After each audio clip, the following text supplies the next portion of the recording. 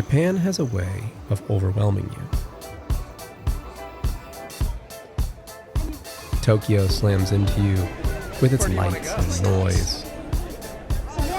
Kyoto seduces you with temples and tea ceremonies. And the tourists? Well, they're everywhere.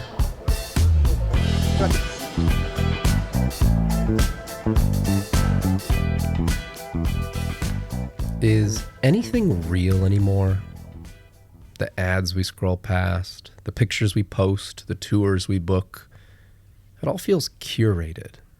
Like life has been prepped for a photo shoot that none of us asked to be in. But not here. Out here, there's no artifice, no grand gestures, just the Seto Inland Sea, as it's been for centuries. Quiet, steady, and waiting. It's not a place that begs for your attention. It's a place that deserves it. I don't know if it's the water or the moment, but there's something about sitting here that makes time feel irrelevant. Now, I'm not much for labels. I wouldn't call this meditation, and I don't think of myself as the reflective type, but I do know a good pause when I feel one.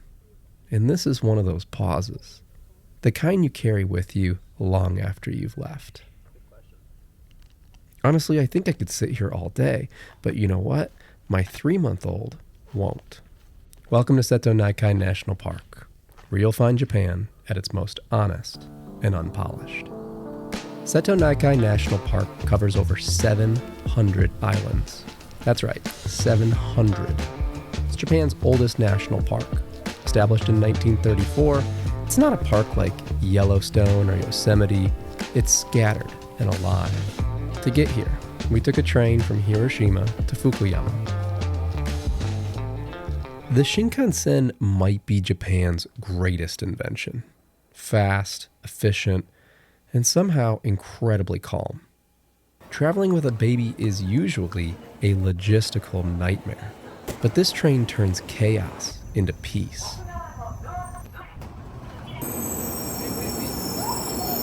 So the Nozomi is the fastest Shinkansen in Japan.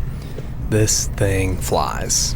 This train is an absolute game changer. Spacious restrooms for the inevitable diaper change, enough room to stretch your legs, and a smooth ride that makes an airplane with recycled air feel like a medieval torture device. It's not just transportation, it's liberation.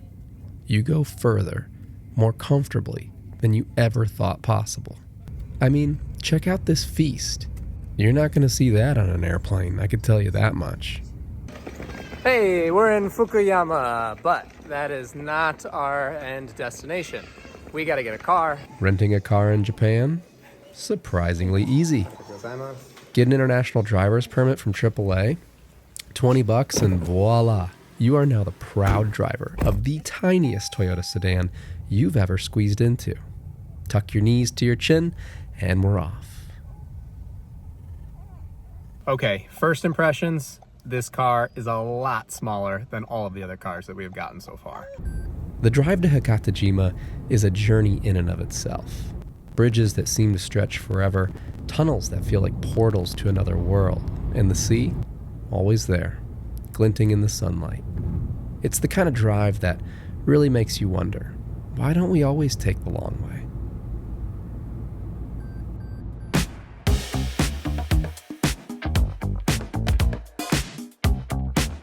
Hakata Island. Took a few bridges, but we made it. And then there's the classic travel mistake, showing up early. Check-in wasn't for another hour, so we had a choice. Sit here and kill time, or get out and explore. We chose to explore.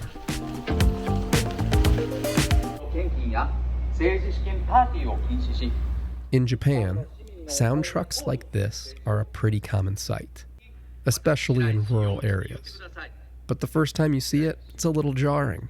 They're essentially mobile loudspeakers on wheels, used for everything from political campaigning to community announcements, and sometimes even advertising.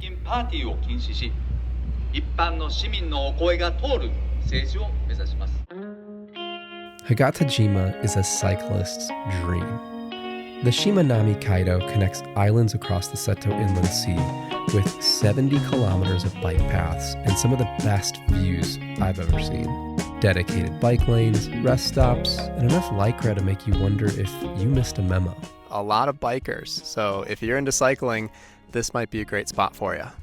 Now, I'm not a cyclist, but even I can see the appeal. Check out this cool bike lock. It's just a giant log with some hooks in it. Lock your bike up, have lunch, eat a picnic, enjoy the views. World's your oyster. Have some oysters. It almost makes you want to put on a pair of spandex and click in. Almost. All this talk about exercising has really worked up an appetite. Sushi and a view? Yes, please. So, this sushi lunch, it should have been idyllic. Fresh fish, a view that makes you forget about everything you left behind, until I realized, well, I also left my wallet. Yeah, nothing humbles you faster than having to drive 10 minutes down the road to an ATM while leaving your wife and kid behind as collateral. Thankfully, the sushi was worth the drama, and my family forgave me. Eventually.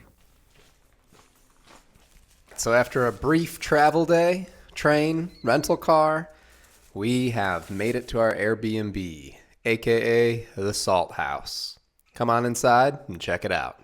Don't forget to take off your shoes. This is home for the next couple of nights. The Salt House. There's something about this place. From the moment you step inside, it feels like time forgot to move forward. And for once, that's exactly what you want. It's like how you envision Japan in a Miyazaki film. Space for your luggage? Check. This is our bedroom.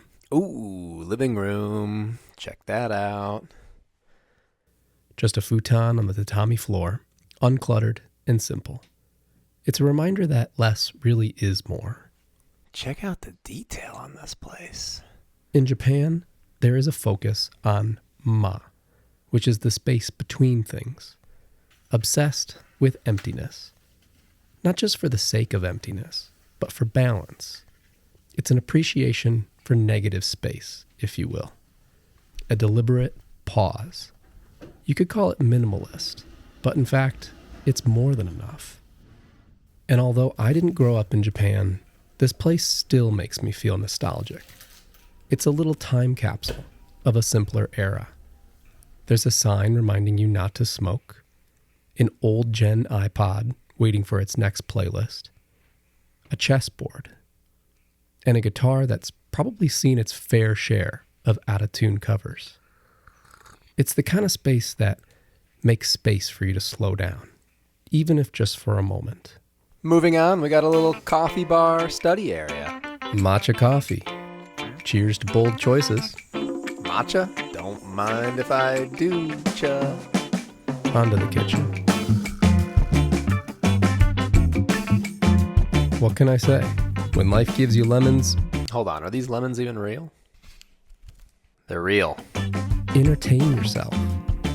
Who needs a screen when you've got this? I think that matcha is starting to go to my head. I should have joined the circus. Oh, hey there, big guy.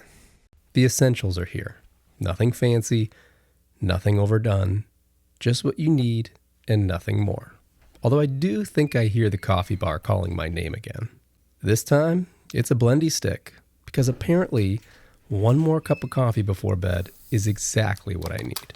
Have I forgotten how to do downtime? You see, I was born before the internet, but I grew up with smartphones and social media.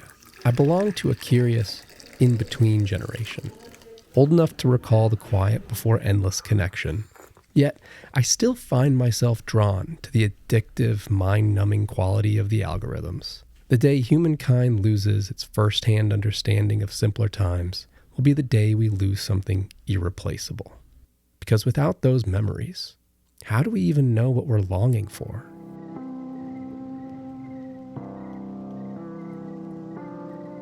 Tomorrow, we've decided to hike Mount Ishizuchi, the highest peak in the West. Oh my gosh. And honestly, I'm not sure exactly what that means. This is terrifying. See you tomorrow.